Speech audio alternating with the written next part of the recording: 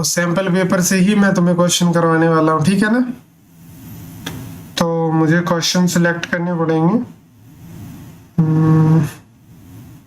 हाँ, सबसे पहला क्वेश्चन MCQ क्वेश्चन है जो मैंने तुम्हें 4th चैप्टर के अंदर करवाया था। इस तरह का क्वेश्चन एग्जाम में 100% आएगा। मैं फिर से बोल रहा हूँ, देखो आया हुआ है पेपर का एक क्वेश्चन है, सैंपल पेपर करेंगे आज। कहता है कि if one of the zeros of this quadratic equation is -3, एक जीरो -3 है तो k की वैल्यू बताओ। बेटा जब इसने 3 दे दिया तो इट मीन कि वो x की वैल्यू जो -3 है ना, वो उसको सेटिस्फाई करेगी। तो अगर मैं x की जगह पुट कर दूं तो आंसर 0 आएगा। तो -3 का स्क्वायर तो 9 होता है। फिर यहाँ पे माइनस का कितना हो जाएगा, 3k + 1 इक्वल टू किसके आएगा, ये 0 के। अंदर मल्टीप्लाई कर दो, 9k -9 -3k + 1 इक्वल टू 0। 9 में से 3 गया 6k और ये बनेगा -8 इक्वल टू 0। इसके साथ इसको कंबाइन करो तो 6k, 8 को दूसरी तरफ ले जाओ और उसके बाद में 6 को इसके नीचे ले जाओ। तो 2 से काटो तो 4/3 पॉजिटिव का आ रहा। ऑप्शन है क्या, ए ऑप्शन जो है वो यहाँ पे करेक्ट हो जाएगा। आई होप कि यहाँ तक तुम्हें बात जो है वो समझ आ गई और क्वेश्चन भी समझ आ गया। मुझे 1 सेकंड देना। अच्छा, मैंने लास्ट क्लास को नोट्स नहीं भेजे, मैं एक बार भेज देता हूँ। अगर किसी को समझ नहीं आया तो वो एक बार इसको देख लो जरा।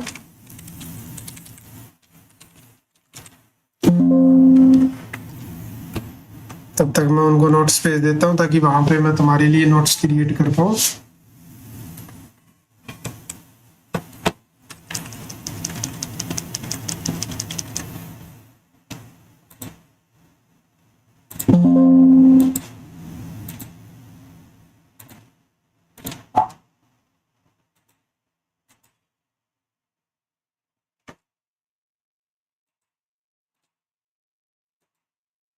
क्या किसी को कोई समस्या है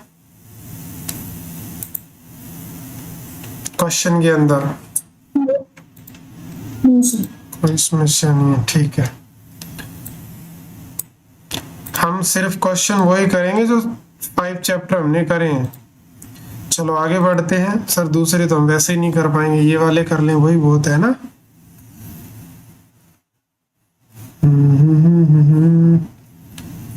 अच्छा जी, देखो नेक्स्ट क्वेश्चन चैप्टर नंबर 3 का।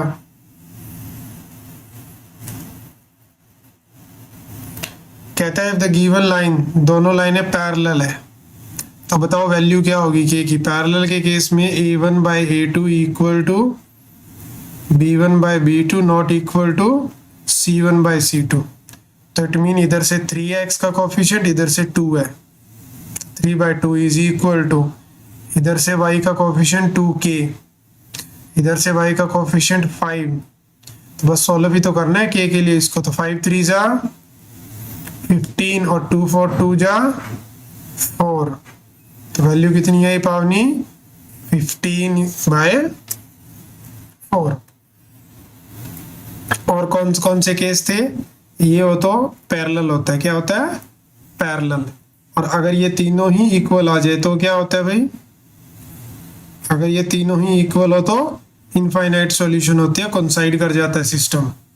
और अगर पहले दोनों बराबर नहीं होते तो वरीन क्या होता है, तो इंटरसेक्ट करती है लाइनें। क्या करती है, इंटरसेक्ट। और अगर लाइनें इंटरसेक्ट करेगी तो एक सॉल्यूशन होगा, कोइंसाइड करेगी तो इनफाइनाइट सॉल्यूशन होगा, पैरेलल है तो नो सॉल्यूशन।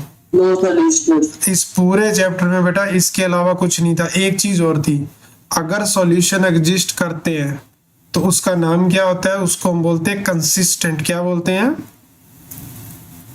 कंसिस्टेंट।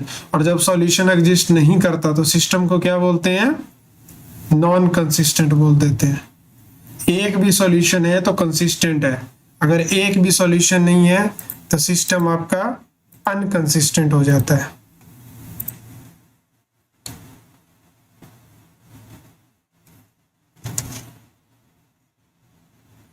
दो क्वेश्चन क्वाड्रेटिक के डाल रखे हैं इन्होंने। चलो देखो जरा, इकट्ठे डाल रखे हैं। देखो क्या कह रहे हैं, the quadratic equation this has dash. ये कौन बताता है? ये बताता है discriminant B square minus 4ac। तो मुझे बताओ b का वैल्यू कितना है? ये माइनस का 3√2, पूरा साथ में लेना है, नेगेटिव साइन को छोड़ना नहीं है। -4, a का वैल्यू कितना है 2 और c का वैल्यू कितना है 9/4। तो बेटा 3 का जो स्क्वायर होता है वो 9 होता है, इंटू 2 माइनस ये 4 से 4 कट जाएगा 18, 18 माइनस 18 0, 0 होता है तो 2 इक्वल रियल रूट, यानी दोनों के दोनों रूट कैसे होंगे? इक्वल रियल होंगे। अब ये मैं करवा नहीं रहा क्योंकि ऊपर वाले के सिमिलर है। तो ये लो क्वेश्चन जो है वो तुम लोग घर पे कर लेना। आगे बढ़ते हैं। एक ना आजकल ट्रेंडिंग में रहते हैं क्वेश्चन अजर्सन रीजन के, सुना है तुम लोगों ने? अजर्सन और रीजन के क्वेश्चन ट्रेंडिंग में रहते हैं। देखो जरा इस क्वेश्चन को, क्या कह रहा है? nth term of an AP, ये एपी की nth टर्म है, an is equal to 7 minus 4n, ये खुद बोल रहा है। फिर कह रहा है कि कॉमन डिफरेंस जो है ना वो माइनस का 4 है। वो तो बेटा पहली टर्म निकालेंगे पहले, तो 7 माइनस में 4 यानी 3 आएगा। दूसरी टर्म निकालूंगा तो 7 माइनस में 4 इंटू 2 माइनस का 1 आएगा। तो कॉमन डिफरेंस कैसे निकलता है? आगे वाली टर्म में से पीछे वाली टर्म कम करते हैं। -1 में से -3 कम किया, माइनस का 4, बिल्कुल ट्रू है। और फिर कह रहा है कॉमन डिफरेंस कैसे निकलता है? आगे वाली टर्म में से पीछे वाली टर्म, बिल्कुल ट्रू है। और यही ऊपर वाले की एक्सप्लेनेशन है। तो बोथ ए एंड आर जो है वो ट्रू एंड आर जो है वो करेक्ट एक्सप्लेनेशन है किसकी? ऊपर वाले की। तो ऑप्शन नंबर ए हो जाएगा। अगर किसी को कोई समस्या है तो वो मेरे से पूछ सकता है, अदरवाइज हम अगले क्वेश्चन पे चलेंगे।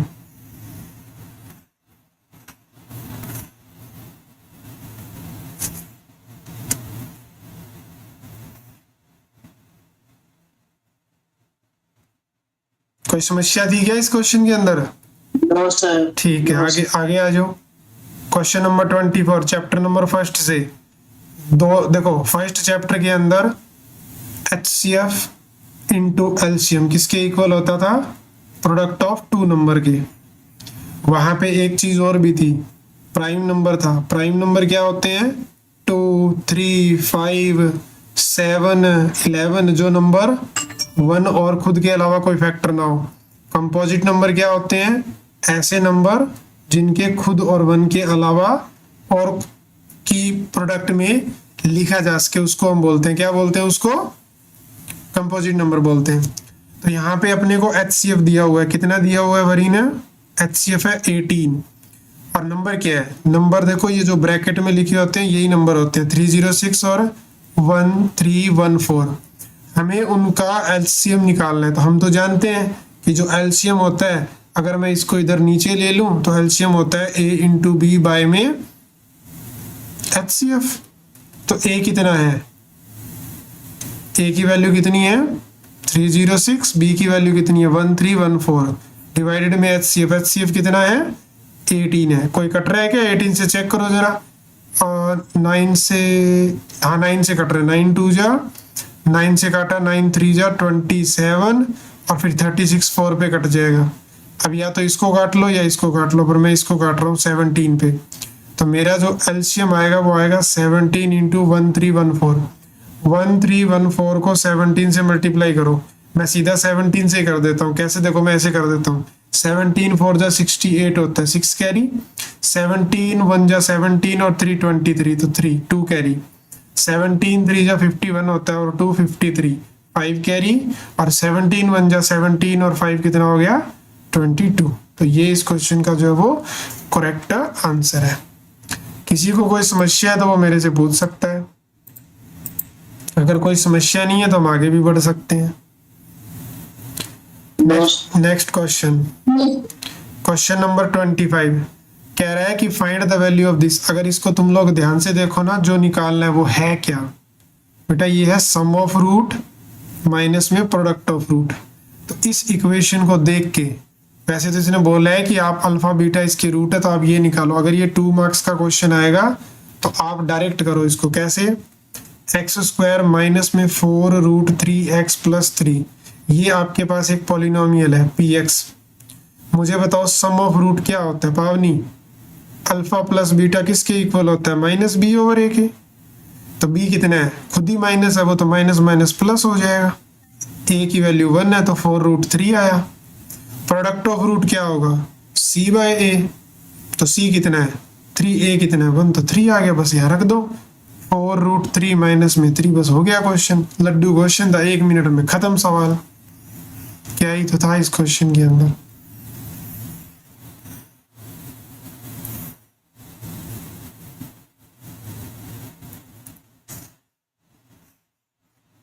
आगे बढ़े, नेक्स्ट क्वेश्चन देखो जरा। सारे करेंगे और वाले भी करेंगे। कहता है if one of the zeros of this polynomial is negative of the other, एक जीरो दूसरे का नेगेटिव है, तो फाइंड वैल्यू ऑफ के। One of the zeros of the quadratic polynomial this is negative of the other.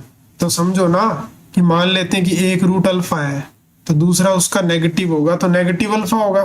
तुम्हें तो के की वैल्यू निकालनी है, तो सम ऑफ रूट क्या बनेगा यहां से? है सम ऑफ रूट तो बन जाएगा 0, लेकिन सम ऑफ रूट होता किसके इक्वल है? माइनस बी ओवर ए के। तो बी का वैल्यू कितना है? माइनस का 42 के स्क्वायर, लेकिन वो माइनस है, फॉर्मूले का माइनस प्लस हो जाएगा। नीचे क्या लिखूं? 14। तो ये तो इसको 3 पे काट देगा, तो 3k स्क्वायर की वैल्यू 0 आ रही है, तो k की वैल्यू कितनी आ गई? 0 आ गई। तो अगर ऐसी कंडीशन होगी तो k की वैल्यू कितनी आएगी? 0। k की वैल्यू कितनी आएगी? 0। देख लो, बहुत प्यारा क्वेश्चन था। और मैं सैंपल पेपर में से क्वेश्चन करा रहा हूँ, जो 2026 के लिए सैंपल पेपर सेट करा गया ना, वो वाला।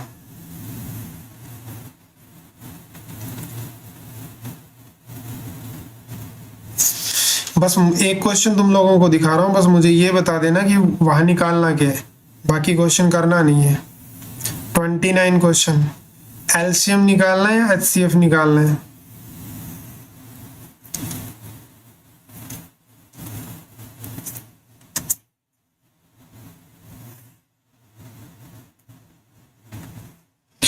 Right the smallest number which is divisible by both, दोनों से डिवाइड होए।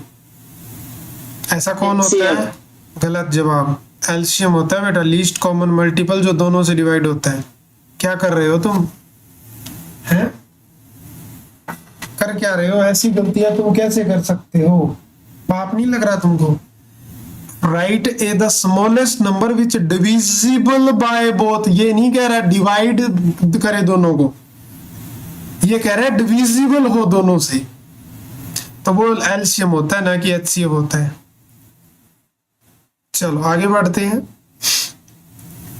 क्वेश्चन नंबर 23 कह रहा है find the value of k which the equation this has equal root. जब इक्वल रूट होते हैं तो हम अच्छे से जानते हैं कि डी की वैल्यू 0 होती है। तो बस वही वाला कॉन्सेप्ट लगाना है, बी स्क्वायर माइनस 4ac को 0 कर देना है और वहां से के की वैल्यू निकालनी है। चलो निकाल लेते हैं फिर के की वैल्यू। तो मुझे ये बताओ जरा, बी कितना है? पावनी बी की वैल्यू बताओ। 2 टाइम k प्लस 1। मुझे a का वैल्यू बताओ 3k प्लस 1। मुझे c का वैल्यू बताओ 1। रखो उसके अंदर 2 टाइम 2, मैंने उसको अंदर ही ले लिया, अभी मल्टीप्लाई कर दिया। -4 3k प्लस 1 और c की वैल्यू 1 है, मैं लिख नहीं रहा।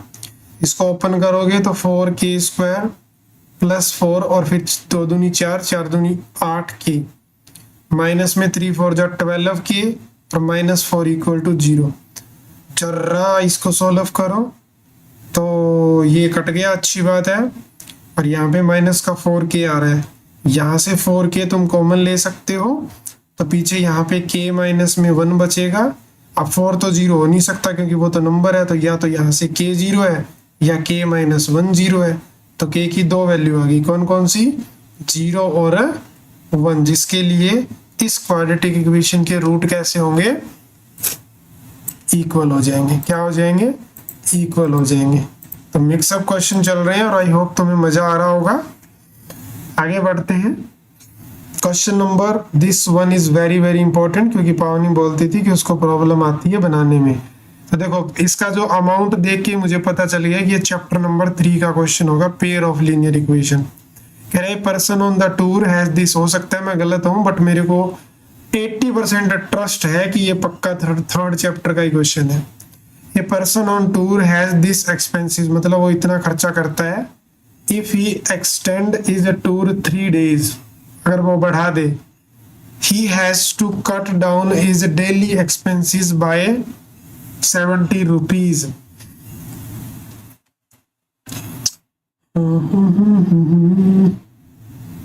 देखो टोटल एक्सपेंसेस कितना है, ये उसका नहीं है, ये फोर्थ चैप्टर का क्वेश्चन निकल गया। टोटल एक्सपेंसेस कितना है, टोटल एक्सपेंसेस है इतना।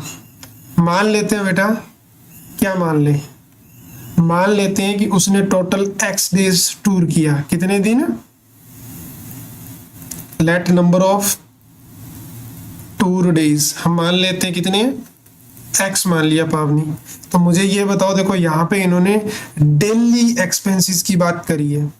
अगर उसने x दिन टूर किया तो डेली का कितना एक्सपेंसेस हुआ उसका, टोटल को, टोटल एक्सपेंस को डिवाइड कर दो किससे, टोटल नंबर ऑफ डेज से बेटा। तो टोटल एक्सपेंसेस इतना था, कितना, इतना, इसको x से डिवाइड कर दिया, एक दिन का खर्चा आ गया। फिर कह रहा है कि अगर वो 3 दिन बढ़ा दे तो अकॉर्डिंग टू क्वेश्चन अगर x डेज से अगर x + 3 days हो जाए, हो गए, ऐसा करने से he has to cut down his daily expenses 70 rupees। अब यहाँ कितना डेली एक्सपेंसेस होगा, तो तुम बोलोगे सर 4200 डिवाइडेड में x + 3। ये जो आया है ये 70 कम है पहले वाले से, 70 कम है, तो मैं ये कह सकता हूं कि इसका और इसका जो डिफरेंस है वो कितना है वरीना, कितना है वो 70 रुपीज है। मैंने कहा था थर्ड चैप्टर का है, लेकिन देखो फोर्थ चैप्टर का क्वेश्चन निकल गया ये, क्योंकि पेयर ऑफ लीनियर इक्वेशन तो बन ही नहीं रही, तो बनाऊं कहां से, तो मजबूरी है कि इसको फोर्थ चैप्टर के अंदर कंसीडर करना पड़ेगा। क्या पॉइंट समझ आया तुम लोगों को? गुड, वेरी गुड, बहुत ही बढ़िया, शानदार। तो इन दोनों का डिफरेंस 70 है। अब मैंने तुम्हें इसको कैसे सोल्व करना बताया था, मैंने तुम्हें अच्छे से समझाया था, बार बार समझाया था कि इस बड़े नंबर को पहले कॉमन लेके इसके नीचे ले जाते हैं, और वैसे भी तुम्हें दिखाई दे रहा होगा कि ये कट रहा है आराम से, तो लेके ही जाएंगे। तो 1/x - 1/x + 3 = 70 बाय में 4200। एक जीरो से एक जीरो कट गई, 7 से 60 पे काट दिया इसको। इसका क्रॉस मल्टीप्लाई कर लो, x + 3, ये x इधर आ जाएगा, डिवाइड में x टाइम x + 3 हो जाएगा। 1/60, x से x कट गया, 60 को इधर ले जाओ, 180 हो जाएगा, और ये x ये इधर 1 के साथ आके मल्टीप्लाई हो जाएगा। अंदर मल्टीप्लाई करो, x² + 3x - 180 = 0। मेरे को ऐसे दो नंबर चाहिए जिनकी प्रोडक्ट तो है 180 और उनका सम होना चाहिए 3। तो मेरे को तो याद है कि 12 × 15 जो होता है वो 180 होता है, तो मुझे वहां से पता चल गया। तो मेरे को याद थे तो फैक्टर पता चल गया। और याद कैसे थे, क्योंकि भाई मैंने प्रैक्टिस इतनी ज्यादा कर रखी है, करवा करवा के क्वेश्चन। तो कैसे तोड़े फिर, x² + 15x - 12x - 180 = 0। यहाँ से x कॉमन आएगा तो x + 15, यहाँ से 12 कॉमन आएगा तो x + 15, और माइनस का कॉमन लिया है मैंने, यहाँ भी माइनस था, यहाँ भी माइनस था। तो यहाँ अगर ध्यान से देखो तो x + 15 और x - 12 = 0। तो x की दो वैल्यू आई, एक -15 और एक 12, तो -15 हो नहीं सकती, इसीलिए x की वैल्यू 12 होगी। मतलब उसने कितने डेज लगाए थे, ओरिजिनल ड्यूरेशन कितनी थी, 12 डेज थी। कितनी थी, 12 डेज थी। क्या तुम्हें क्वेश्चन अच्छे से समझ आ गया? ये क्वेश्चन 3 नंबर का था भाई, 3 मार्क्स के अंदर ये क्वेश्चन था। आई होप कि क्वेश्चन अच्छे से जो है वो क्लियर हो गया। क्या ये ब्लू वाला कलर दिख जाता है तुम लोगों को? नहीं सर। नहीं दिखता? पक्की बात? तो पहले नहीं बोले तुम लोग, मेरे को लगा काम चल जाएगा है। अभी बोलने वाला हूँ। ये लो, अभी खुश हो? टेक्नोलॉजी बहुत है मेरे पास तुम्हारे लिए। तुम कहोगे क्वेश्चन तुमको वैसे ही मिल जाएगा।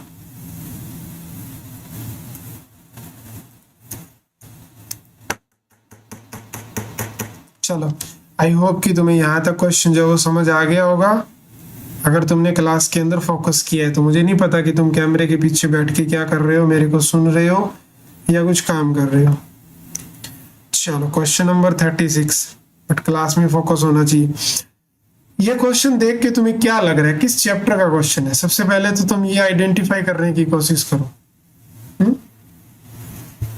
लेट मी नो कि ये कौन से चैप्टर का क्वेश्चन है।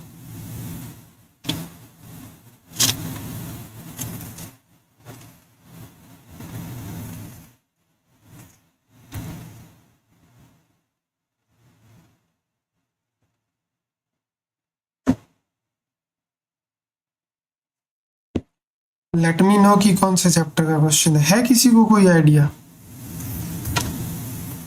पढ़ के भी नहीं पता चला। कहता है कि bequest to charity at the time of our mother left this earth, she gave 90,000 to her children of birth. This we kept and each year added this. लो बताओ, उसके पास कितने थे? 90,000। हर साल उसने कितने ऐड करे? 30,000 as a lasting memorial from the children she bore. When this amount is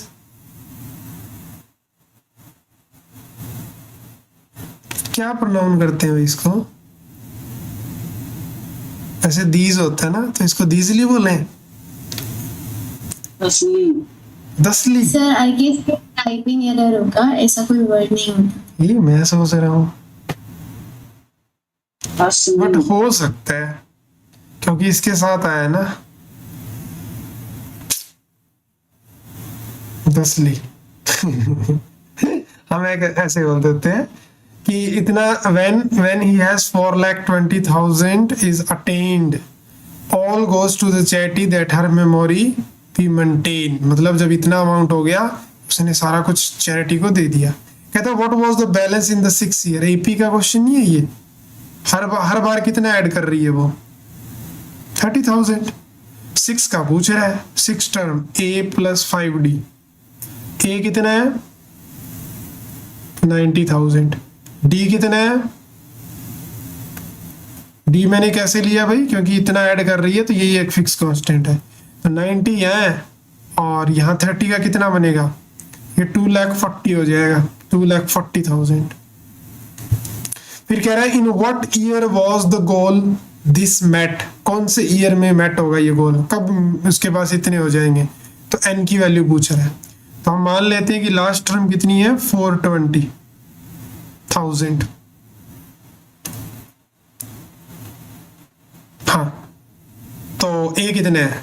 ए तो 90,000 है। डी कितना है? 30,000।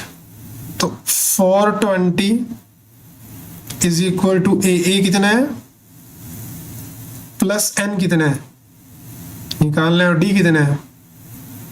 जो स्मार्ट बच्चा होगा वो डी को अंदर मल्टीप्लाई नहीं करेगा। अगर मैं 90 इसमें से काट दूं तो कितना बचेगा? 330, 3,30,000। और इधर कितना है? इतना n-1। देखो 1 2 3 4, 1 2 3 4 कट गया, इसको काटा 11।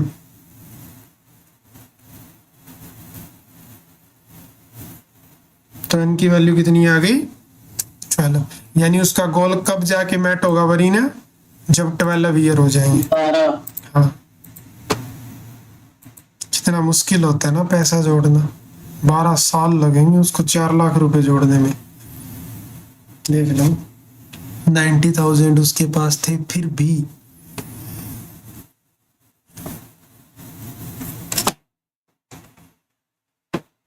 सर इसको सीधा मुझसे बी से डिवाइड ही ना कर।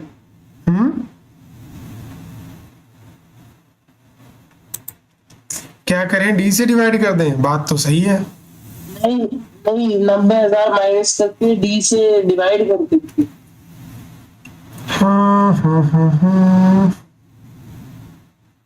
लेकिन वो ना रिस्की काम हो जाता है, फिर भी देखो आ नहीं रहा। डी कितना था? इतना था ना, 30,000 तक। 11 आ रहा है, यहाँ तो 12 आया है।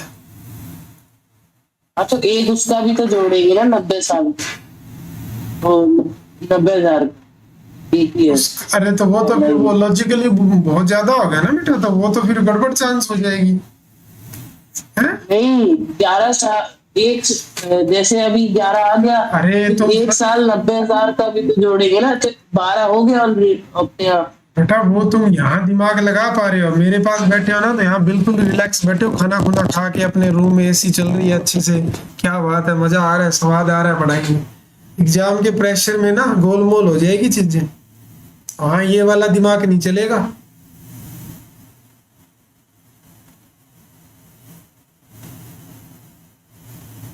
मेरी बात समझ आ रही है ना तुमको? Yes sir. और दूसरी बात है, ये केस स्टडी है और ये 4 नंबर में आई है।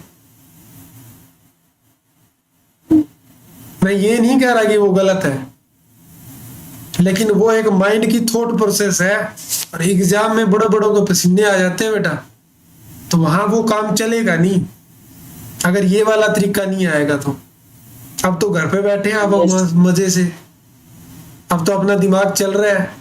तुम्हारा दिमाग क्लास में बहुत चलता है और मेरे को बहुत अच्छा लगता है, लेकिन वही दिमाग टेस्ट में क्यों नहीं चलता है? मेरे को ये बात बिल्कुल भी समझ नहीं आती कि वरीन क्लास में तो छोटी छोटी मिस्टेक पकड़ लेता है, एक नया प्रोसेस सोच लेता है, जब टेस्ट करना होता है तब क्या हो जाता है उसको।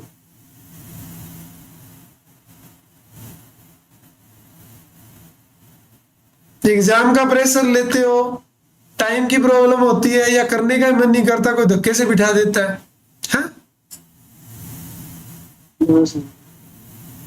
तो मुझे खुद सोच के बताओ, उस एपी वाले क्वेश्चन में तुम्हारा दिमाग क्यों नहीं चला?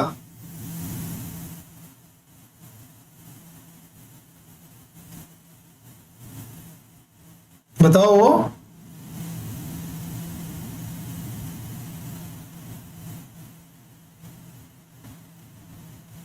सोचो इसके बारे में, सॉल्यूशन तुम इसका निकाल है।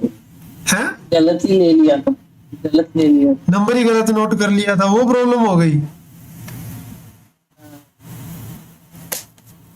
ये तो मैंने थोड़े से लॉन्ग मेथड से करा वो भी। लॉन्ग बेटे तुमने क्वेश्चन ही गलत नोट कर लिया तो लॉन्ग मेथड क्या करेगा? जब क्वेश्चन ही हमने गलत लिख लिया तो फिर तो लॉन्ग लगाए चाहे शॉर्ट लगाए, वो तो गलत जाएगा। देखो मैंने तुम्हें कभी क्यूबिक के बारे में बताया नहीं, क्योंकि cubic is not the part of syllabus, but sometime sample paper contain करता है क्वेश्चन।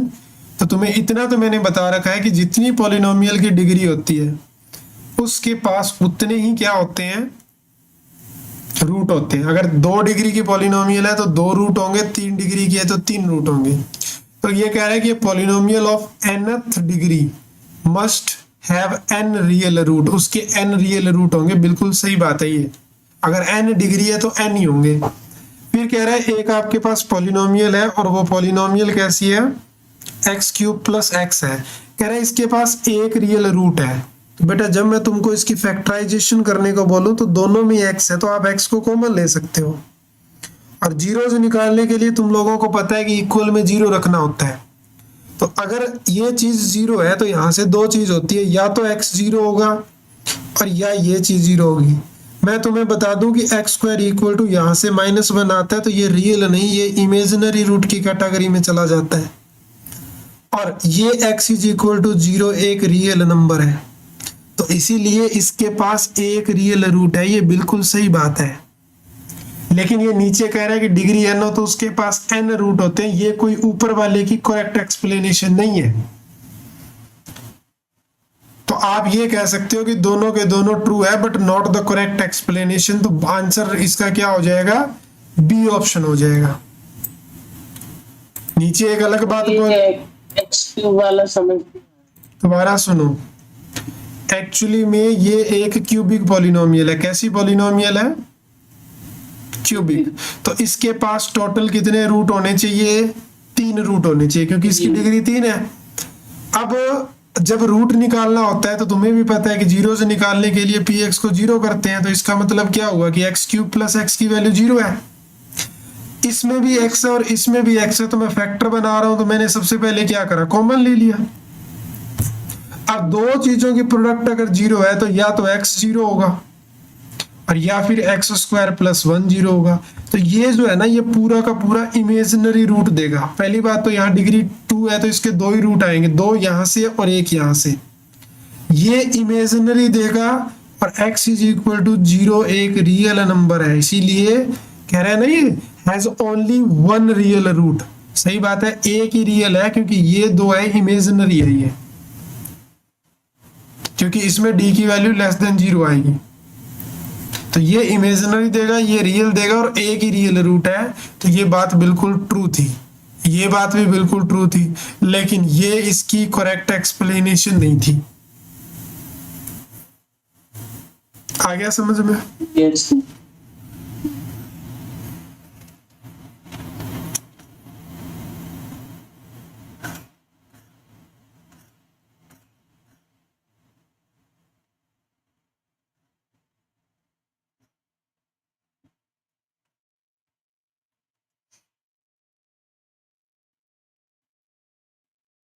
एक क्वेश्चन है, मैं करवा नहीं रहा लेकिन दिखाना तुम लोगों को जरूरी है।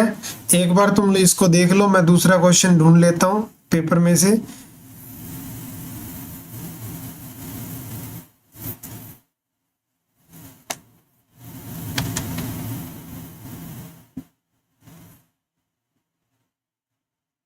हाँ जी, क्या करवाने की जरूरत है इस क्वेश्चन को? यूनिक सॉल्यूशन की बात कर रहा है। यूनिक सॉल्यूशन कब होते हैं? जब दो लाइनें कट करती है एक दूसरे को। और कट कब करती है? जब पहले दोनों बराबर नहीं होते। बस कहानी खत्म है। चेक करने हैं तो देख लो, 7 बाई क्या है 5 और उधर क्या है -4 बाई -6। तो ये तो 2 बाई 3 आ रहा है, ये 7 बाई 5 आ रहा है। दोनों बराबर नहीं है, दोनों बराबर नहीं है, तो इसके पास है यूनिक सॉल्यूशन है। तो मैं इसको करवा नहीं रहा क्योंकि इतना आसान क्वेश्चन था। ये क्वेश्चन जरूरी है और ये वाले क्वेश्चन मैंने तुम लोगों को अच्छे से करवा रखे हैं। ये कह रहे हैं कि एक पॉलिनोमियल ही है, फाइंड द क्वाड्रेटिक पॉलिनोमियल जिसके जीरोस ये होने चाहिए। मैं तुम्हें एक बात बता दूं साफ साफ कि मैंने तुम्हें बहुत बार लिख लिख के दिया था रिक्वायर्ड पॉलिनोमियल, और पावनी इसको बहुत अच्छे से करती है। रिक्वायर्ड पॉलिनोमियल होती है px is equal to k time x square minus alpha plus beta x plus आपने माइनस नहीं आता है। बात कुछ नहीं समझ कंफ्यूज हो गई थी। माइनस ये रिक्वायर्ड होती है और हमजा इसमें k नहीं लेता, वो k को छोड़ देता है बार बार। और पावनी इतना अच्छा करती है कि लास्ट में जाके जो नीचे होता है उसको काटने के लिए k को वो ही मान लेती है। मेरे को बहुत अच्छा लगा। कहाँ से पता चला तुमको वो वाला? तो स्कूल में हाँ। मैम ने ही बताया था क्लास में। काटने के लिए k को कुछ मान लो तो वो अपने आप कट जाएगा। तो अब सिर्फ एक डिनोमिनेटर ही तो हटाना होता है, मेनली हर बार डिनोमिनेटर आता है। हाँ, तो उसको हटाने के लिए यही करना पड़ता वो है। सेम मान लो, वैसे छोड़ भी सकते हो बट हाँ मान So, भी सकते उसका 9 o'clock लीव करना है, उनकी ट्रांसफॉर्म में आग लग गई है। हैं। तो ट्रांसफॉर्म में आग लगी है बेटा, लैपटॉप और फोन तो चल रहा है तुम्हारा। नहीं सर, वाईफाई बंद हो गया, फोन में 19 MB डाटा बचा। अच्छा, फिर तो हो सकता है, कोई बात नहीं। चलो, तो यहाँ से के जो है वो, हाँ बोलो। ये 0 नहीं होता तो उसको हटा भी तो सकते हैं। क्या ये इक्वल टू 0 रख के 0 नहीं ले सकते? हाँ हटा सकते हैं, लेकिन बेटा इसको 0 के बराबर नहीं रखना होता ना, तुम्हें पॉलिनोमियल निकालनी है, तो ये 0 के बराबर नहीं है। तो मेरा कहने का मतलब है कि जैसे पावनी क्या करती है, मैंने देखा जैसे वो यहाँ पे कहीं कहीं नीचे 9 आ रहा है तो k को भी 9 मान लेना ताकि ये नीचे वाला 9 हट जाए और वो एक बढ़िया पॉलिनोमियल दिख जाए साफ तौर पे, ऐसे लिखी हुई यहाँ पे। इसमें नीचे फ्रैक्शन में कुछ नहीं होता, तो मैं वो बात कर रहा था। ये हर बार लिखती है, अच्छा करती है। प्रेजेंटेशन बहुत अच्छी थी इस क्वेश्चन के लिए, तो मेरे को अभी तक याद है। देखो अच्छे काम याद रहते हैं। तो अब सोचने वाली ये बात है कि ये जो पॉलिनोमियल है ना, इसका जो सम ऑफ रूट है वो एक रूट 3 अल्फा और दूसरा 3 बीटा है, एक 3 अल्फा और दूसरा 3 बीटा है। अच्छी बात ये है कि तुम 3 को कॉमन ले लो तो ये अल्फा प्लस बीटा के बराबर है और अल्फा प्लस बीटा इसका रूट है। तो अगर मैं यहां से अल्फा प्लस बीटा निकालूं तो माइनस का b बाय a होगा, तो b ऑलरेडी नेगेटिव है तो 3/2 आ जाएगा। और अगर मैं प्रोडक्ट ऑफ रूट निकालूं तो c बाय a होगा और वो हो जाएगा 1/2। अगर मैं इसमें प्रोडक्ट ऑफ रूट करूं तो 3 अल्फा और 3 बीटा, तो तुम ध्यान से देखो कि 3 3 जा 9 इंटू अल्फा बीटा हो जाएगा और अल्फा बीटा की वैल्यू पहले ही ऊपर निकाली पड़ी है, कितनी है 1/2। तो प्रोडक्ट ऑफ रूट 9/2 आ रहा है और यहाँ अल्फा सम रख दो, यहाँ पे कितने है 3/2 है, तो ये आ रहा है 9/2। तो अब नीचे इसमें क्या आएगा जब इसके अंदर रखेंगे तो k² माइनस 9/2 x प्लस 9/2। देखो नीचे 2 है तो इसमें पावनी इसको 2 मान लेगी और फिर इसको अंदर जब मल्टीप्लाई करेगी तो 2x² minus 9x plus 9, this is px। आया समझ में? Yes, sir. तो ये एक बढ़िया तरीका है क्वेश्चन को रिप्रेजेंट करने का कि आप उसमें इतना प्यार से और अच्छे से एक्सप्लेन करो कि टीचर मजबूर हो जाए तुम्हें नंबर देने के लिए। आई होप कि क्वेश्चन क्लियर है। अब क्वेश्चन नंबर 30 पे आ जाते हैं। बड़ा प्यारा क्वेश्चन है। जब मैंने तुम्हें बताया था कि जब बेल वाला क्वेश्चन होता है तो एलसीएम ही निकालना होता है। कुछ ट्रिक और कुछ पॉइंट होते हैं बेटा जो याद रहे। सर्कुलर रेस का क्वेश्चन हो जाए तो भी क्या निकालना है, एलसीएम निकालना है। अगर मान लो कोई ऐसा पूछ ले कि कुछ मेजरमेंट जैसा कुछ क्वेश्चन पूछ ले कि तुम्हारे पास अलग अलग ABC कोई मिक्सचर है, उसको तुम्हें मेजर करना है, सेम मान लो सेम चीज से मेजर करना है, तो वहां पे HCF निकालना होता है। तो ये कुछ पॉइंट और कुछ ट्रिक होती है जिससे आप आसानी से याद रख सकते हो। 3 बेल है जो 9, 12 और 15 पे बेल होती है। मैं इसको चेंज ही कर देता हूँ, अदरवाइज मैं बार बार इसको सेलेक्ट करूंगा।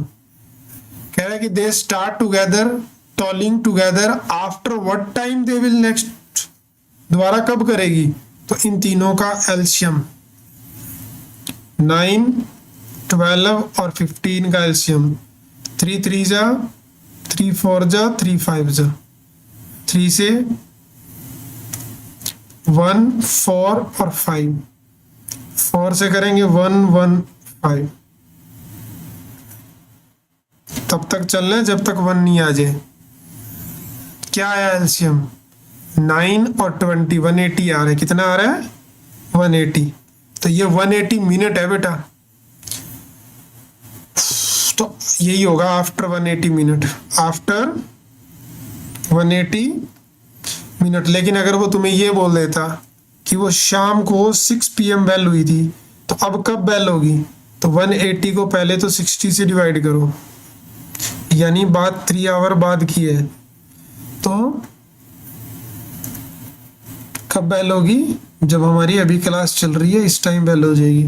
व्हाट ए कोइंसिडेंट है ना। अभी 9 बजे हैं, क्वेश्चन में मैंने इतना लिया कि हम 9 पे ही पहुंच गए। समझा चला गया आगे।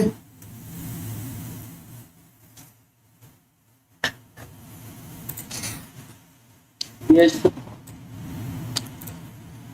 तो भाई अब तुम लोग रिवीजन करते रहो, मिक्स अब रिवीजन। मैं तुम्हें सारी चीजें करवा चुका हूँ, मेरी तरफ से कोई कमी नहीं आने वाली। मैं तुम्हें और ढूंढ ढूंढ के पेपर में जो क्वेश्चन आते हैं वो सारे क्वेश्चन मैं तुम्हें करवाऊंगा, बट मेरे इकल्ले से कुछ नहीं होने वाला। बराबर प्रैक्टिस तुम करोगे तभी बात बनेगी, क्योंकि मैथ भाई देखने से नहीं करने से आता है। देखो जरा ऐसे क्वेश्चन, ये क्वेश्चन जो है वो चैप्टर नंबर 4 में से आया हुआ है, क्वाड्रेटिक इक्वेशन का चैप्टर है ये, बट क्वाड्रेटिक इक्वेशन नॉर्मल नहीं दी है, घुमा के दी है। तो आपको घुमा के ही हेल्प करनी पड़े, काम करना पड़ेगा इसमें। तो क्या करें पावनी, बताओ। एलसीएम ले लें, तीनों में कुछ कॉमन नहीं है, एलसीएम इन तीनों की प्रोडक्ट होगी, तो जो इनका एलसीएम आएगा वो कितना आएगा, कॉमन ले सकते हैं, एक्स कॉमन ले सकते हैं ना। कैसे ले सकती हो एक्स कॉमन है, पगला गई हो तुम चलते चलते। क्या कॉमन है, इन दोनों में कुछ भी कॉमन नहीं है, तीनों में ही। तो तीनों की प्रोडक्ट ही एलसीएम होगा, तो मल्टीप्लाई कर दो ईच टर्म को। तो यहाँ सिर्फ x माइनस टू कटेगा तो -1 और x आएगा। यहाँ 2 के साथ माइनस वाला कट जाएगा तो x माइनस टू और x आएगा। और यहाँ सिर्फ x वाला कटेगा तो x माइनस टू और x माइनस 1 आ जाएगा। अंदर मल्टीप्लाई करो, एक्स स्क्वायर माइनस एक्स, अंदर मल्टीप्लाई करो 2x square minus two to जा 4x, तो ये 6 है। अंदर मल्टीप्लाई करो x into x x square minus x minus 2x plus 2। अब देखो ये बन गया 3x स्क्वायर और ये बन गया माइनस का 5x। इधर है 6x स्क्वायर, ये माइनस का 3 है तो 18 बन जाएगा और 6 टू जा 12। दो कलर मैंने सेम सिलेक्ट कर रखे हैं यहाँ पे। अब देखो 3x स्क्वायर को इसमें से कम कर दो, 5x को इधर लेके आओ 13x, और तो कुछ है ही नहीं, माइनस का 12 इक्वल टू 0। तो अपने पास आ रहा है 3x स्क्वायर माइनस का 13x minus 12 equal to 0। Product कितनी है हमारी?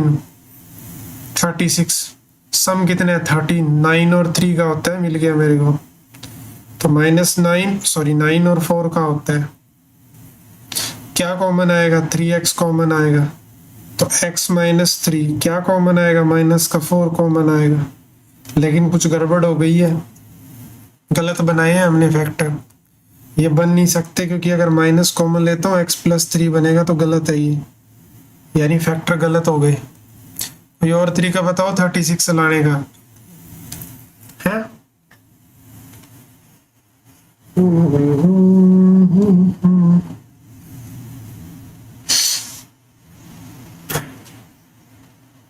मुझे तो ऐसा लग रहा है कि क्वेश्चन के रियल रूट ही नहीं है।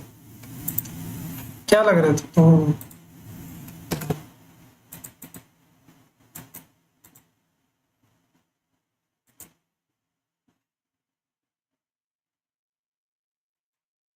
है क्या कोई रूट बताओ?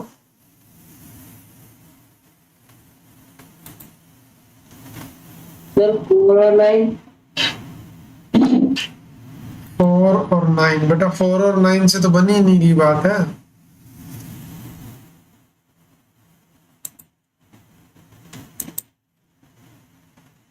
और 9 प्लस 13। अच्छा नहीं, अरे नेगेटिव का 12 चाहिए ना, नेगेटिव का 12 चाहिए। 16 दूनी 32, 36 तो 18 से आता है। मेरे को नहीं लगता इसके रूट होंगे। फॉर्मूला डी निकाल लेते हैं इसका। बी की वैल्यू -13 का स्क्वायर, माइनस माइनस प्लस हो जाएगा, रूट तो होंगे इसके 4a और c। तो ये कितना आएगा? 169 प्लस कितना बनेगा? ये 144 बनेगा। 9 और 4 13, 1 कैरी, 10 और 11 1 कैरी, 2 और 1 3। लेकिन ये रूट में इतना आएगा, कितना? 313। तो जो इसके रूट आएंगे वो ऐसे आएंगे, माइनस का b यानी 13 प्लस माइनस 313 बाय में 6, एक बार पॉजिटिव और एक बार नेगेटिव। ऐसा तो नहीं है मैंने कहीं कैलकुलेशन में गड़बड़ कर दी हो? सर आप 12 को दूसरी साइड ले लो ना, मतलब इक्वेशन पूरी। अरे हाँ, 12 पॉजिटिव का ही था, सही बात बोल रहे हैं। तो दूसरी तरफ लिया ही नहीं। यू आर राइट, ये 12 तो चेंज ही नहीं होगा ना, सारी चीज को इधर लेके आए, तो ये पॉजिटिव ही रहेगा। अगर पॉजिटिव है फिर कोई प्रॉब्लम नहीं है, फिर तो हो गया। जो अभी थोड़ी देर पहले निकाले थे वही वाले 9 और 3x कॉमन ले लो। तभी लग तो रहा था कि ऐसे अटपटा सा आंसर आ कैसे रहा है। अब x माइनस 3 कॉमन है, तो एक ने आपको 3 दिया और दूसरे ने x की वैल्यू 4/3। चलो नेक्स्ट वाला और क्वेश्चन देखो।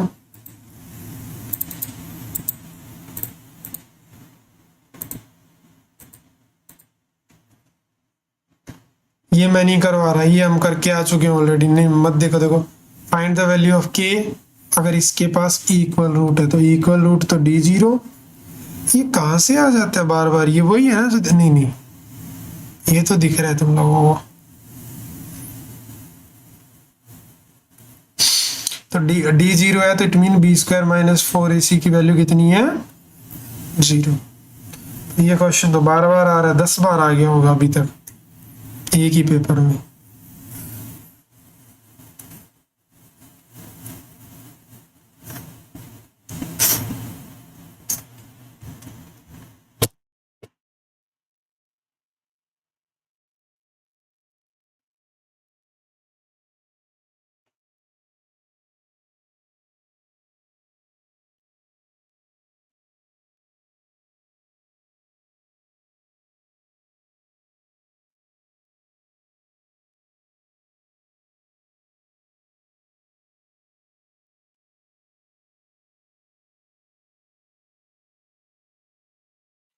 एक बहुत ही शानदार क्वेश्चन है मेरे पास 3rd चैप्टर से रिलेटेड।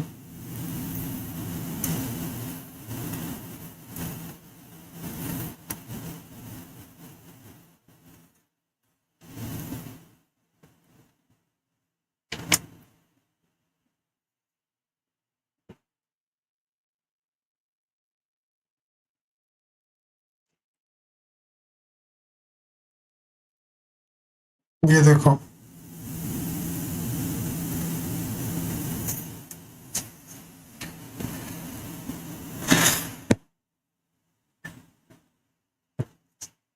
पढ़ो अच्छे से क्वेश्चन को क्या बोल रहे हैं। कह रहा है दीपेश बॉट करता है 3 नोटबुक 2 पेन इतने रुपीस की। पहली बात देखो, यहाँ पे इन्होंने यहाँ बोला हुआ है कि नोटबुक्स को x मानना है और पेन को y मानना है।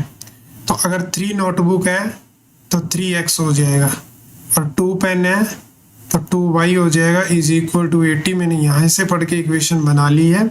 His friend Ramesh said that price of each notebook would B 25। वो कह रहा है नोटबुक का प्राइस 25 है, मतलब ये देखेंगे जरा एक बार, यहाँ लिख लेते हैं छोटा सा कि वो नोटबुक का 25 है। Then 3 notebook would cost this हो गई, ठीक है। The 2 pen would cost 5 and each pen would be, अच्छा ठीक है। यहाँ से इसने वो बता दिया एक टाइप से कि अगर दो, देखो टोटल 80 रुपये लगे। अगर वो कह रहा है कि एक बुक का 25 रुपीज़ है तो 3 का कितना हो गया 75। अब 80 में से 75 कम करें पीछे 5 रुपीज़ बचे, तो यहाँ से पेन की कितनी कॉस्ट आ गई, पेन की कॉस्ट आ गई 2.50 रुपीज़। अनदर फ्रेंड अमर क्या कहता है, फेल्ट की 2.5 फॉर 1 पेन। वो कह रहा है एक पेन की कीमत जो है वो 2.5 है, वॉज टू लिटल, बहुत स्मॉल है ये तो भाई, इतनी कम कैसे हो सकती है। It should be at least, कम से कम 16 होनी चाहिए। Then price of each notebook would be 16। वो कह रहा है पेन की भी 16 हो, तो अगर यहाँ से देखोगे तो पेन 16 है तो 2 पेन कितने के हो गए 32 के, और फिर 3 नोटबुक है कितने की होगी 48 की। तो यहाँ से उन्होंने दोनों आइडिया से निकाल लिया। अब कह रहे हैं Aditya also bought the same type of notebook and pen as Dipesh, he paid 110 for 4 notebook. अब देखो एक नोटबुक का x माने तो उसने इतना पे किया 4 नोटबुक और 3 पेन का, तो पेन को y माने तो इतना पे किया उसने, तो 2 इक्वेशन बन गई। तो इन 2 इक्वेशनों को देख के ये पता लग रहा है कि ये जो क्वेश्चन लिया गया है वो फर्स्ट नहीं, सेकंड नहीं, 3rd चैप्टर का क्वेश्चन है। ये कह रहा है कि whether the estimation of Ramesh and Amar is applicable for Aditya, yes, वो तो ठीक बात है, उसमें कोई दिक्कत नहीं है क्योंकि दोनों जो है वो सेटिस्फाई कर रहे हैं, तो कर तो जाएगा, कोई इशू नहीं है। फिर कह रहा है अगर ये मान लें आप x और y, तो which of the following set describe the given problem. तो ये प्रॉब्लम हम ऑलरेडी बता चुके हैं, 3x + 2y = 80 और 4x + 3y = 110। फिर कह रहा है कि what is the exact cost of notebook. तो बेटा इसके लिए आपको इसको सॉल्व करना पड़ेगा। यहाँ 3 है, यहाँ 4 है, इसको 4 से मल्टीप्लाई करो। 4 से मल्टीप्लाई करने पे ये हो जाएगी 12x plus 8y is equal to 320 और इसको 3 से कर दो 12x plus 9y is equal to 330। जब दोनों को माइनस करोगे तो x की वैल्यू भी आ जाएगी और y की वैल्यू भी आ जाएगी, तो वहां से आप इस क्वेश्चन का आंसर कर सकते हो। फिर कह रहा है what is the exact cost of pen, वो निकली जाएगी। What is the total cost if they purchase the same type of 15 notebook और 12। तो बेटा जब तुम्हारे पास पेन की कॉस्ट आ जाए और नोटबुक की कॉस्ट आ जाए तो यहाँ मल्टीप्लाई कर देना, यहाँ 15, और फिर जो भी टोटल आंसर आए वो तुम निकाल लेना। तो question was very easy. I hope कि तुमको समझ आ गया, नहीं आया तो बताओ, आ गया तो बताओ। है आ गया, चलो बहुत ही बढ़िया, शानदार। चलिए फिर क्लास को यहीं एंड करते हैं, मिलते हैं नेक्स्ट क्लास में। Bye, take